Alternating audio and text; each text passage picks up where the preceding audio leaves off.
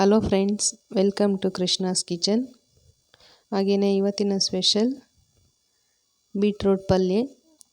ಇದು ಚಪಾತಿಗೆ, ರೊಟ್ಟಿಗೆ ಮತ್ತು ದೋಸೆಗೆ ಕಾಂಬಿನೇಷನ್ ತುಂಬ ಚೆನ್ನಾಗಿರುತ್ತೆ.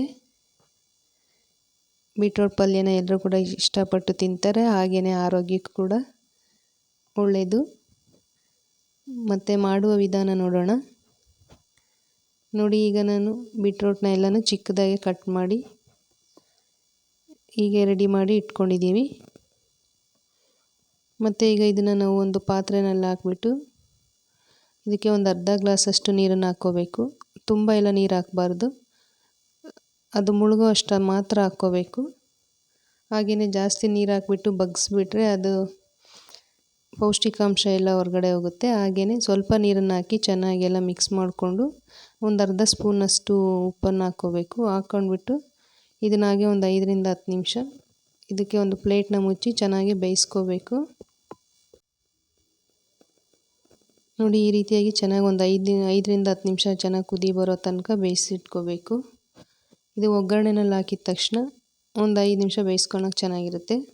ನೋಡಿ, ಈಗ ಇದನ್ನ ಬೇಯಿಸಿದ್ದಾಗಿದೆ. ಇದನ್ನು ಹಾಗೇ ಪಕ್ಕಕ್ಕೆ ಇಟ್ಬಿಟ್ಟು ಈ ಕಡೆ ನಾವು ಸ್ಟವ್ ಆನ್ ಮಾಡಿ ಇದಕ್ಕೆ ಒಂದು 3 ರಿಂದ 4 ಟೇಬಲ್ ಸ್ಪೂನಷ್ಟು ಎಣ್ಣೆ ಹಾಕ್ಕೊಂಡಿದ್ದೀವಿ. ಮತ್ತು ಎಣ್ಣೆ ಬಿಸಿಯಾಗಿದ್ದ ನಂತರ ಇದಕ್ಕೆ ಒಂದು ಅರ್ಧ ಟೇಬಲ್ ಸ್ಪೂನಷ್ಟು ಸಾಸಿವೆ, 1 ಟೇಬಲ್ ಸ್ಪೂನಷ್ಟು ಉದ್ದಿನಬೇಳೆ, ಹಾಗೆಯೇ ಒಂದು 4 ರಿಂದ 5 ಹಸಿಮೆಣಸಿನ್ಕಾಯಿ ಮತ್ತು ಸ್ವಲ್ಪ ಕರಿಬೇವು ಇಷ್ಟನ್ನು ಹಾಕ್ಕೊಂಡು, ಮತ್ತು ಮೀಡಿಯಮ್ ಸೈಜ್ ಒಂದು ಈರುಳ್ಳಿನ ಚಿಕ್ಕದಾಗಿ ಕಟ್ ಮಾಡಿ ಇಟ್ಕೊಂಡಿದ್ದೀವಿ. ಈರುಳ್ಳಿನ ಸಹ ಹಾಕ್ಕೊಂಡಿದ್ದೀವಿ. ಇದಿಷ್ಟು ಹಾಕ್ಕೊಬಿಟ್ಟು ನೀಟಾಗಿ ಒಂದು 2 ರಿಂದ 3 ನಿಮಿಷ ಫ್ರೈ ಮಾಡ್ಕೋಬೇಕು. ಹಾಗೆಯೇ ಈರುಳ್ಳಿ ಚೆನ್ನಾಗಿ ಫ್ರೈ ಆಗಿ ಕಲರ್ ಚೇಂಜ್ ಆಗೋ ತನಕ ಇಟ್ಕೊಂಡು, ಮತ್ತು ನಾವು ಮುಂಚೆನೇ ಬೇಯಿಸಿ ಇಟ್ಕೊಂಡಿರ್ತಕ್ಕಂಥ ಬೀಟ್ರೋಟ್ನ ಈಗ ಒಗ್ಗರಣೆ ಒಳಗಡೆ ಹಾಕ್ಕೊತಾ ಇದ್ದೀವಿ. ಹಾಕ್ಕೊಂಡ್ಬಿಟ್ಟು ಎಲ್ಲನೂ ನೀಟಾಗಿ ಮಿಕ್ಸ್ ಮಾಡ್ಕೋಬೇಕು. ನೋಡಿ, ಚೆನ್ನಾಗೆಲ್ಲ ಈ ರೀತಿ ಎಲ್ಲ ಕಡೆನೂ ಮಿಕ್ಸ್ ಮಾಡಿಬಿಟ್ಟು ಇದನ್ನು ಹಾಗೆಯೇ ಒಂದು 5 ರಿಂದ 10 ನಿಮಿಷ ಕುದಿಯೋದಕ್ಕೆ ಬಿಡಬೇಕು. ಚೆನ್ನಾಗಿ ಕುದ್ದು ಸೈಡಲ್ಲೆಲ್ಲ ಎಣ್ಣೆ ಅಂಶ ಬರೋ ತನಕ ಹಾಗೆ ಬೇಯ್ತಾ ಇರಬೇಕು. ಇದಕ್ಕೆ ನಾನು 1 ಟೇಬಲ್ ಸ್ಪೂನಷ್ಟು ಉಪ್ಪನ್ನು ಹಾಕ್ಕೊಂಡಿದ್ದೀನಿ.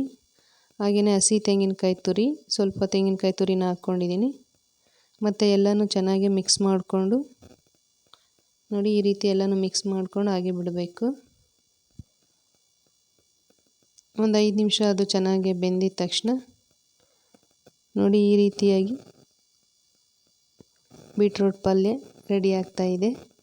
ಮತ್ತು ಇದಕ್ಕೆ ಒಂದು 2 ನಿಮಿಷ ಪ್ಲೇಟ್ನಾಗ ಕ್ಲೋಸ್ ಮಾಡಿಬಿಟ್ಟು ಬೇಯಿಸ್ಕೊತಾ ಇದ್ದೀವಿ.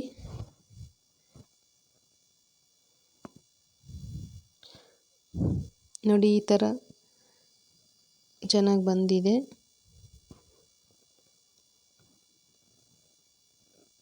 ಇದು ದೋಸೆ ಜೊತೆ, ಚಪಾತಿ ಜೊತೆ, ಹಾಗೆ ರೊಟ್ಟಿ ಜೊತೆ ತುಂಬ ಚೆನ್ನಾಗಿರುತ್ತೆ. ಎಲ್ಲರೂ ಕೂಡ ತುಂಬ ಇಷ್ಟಪಟ್ಟು ತಿಂತಾರೆ. ಹಾಗೆಯೇ ಆರೋಗ್ಯಕ್ಕೂ ಒಳ್ಳೆಯದು.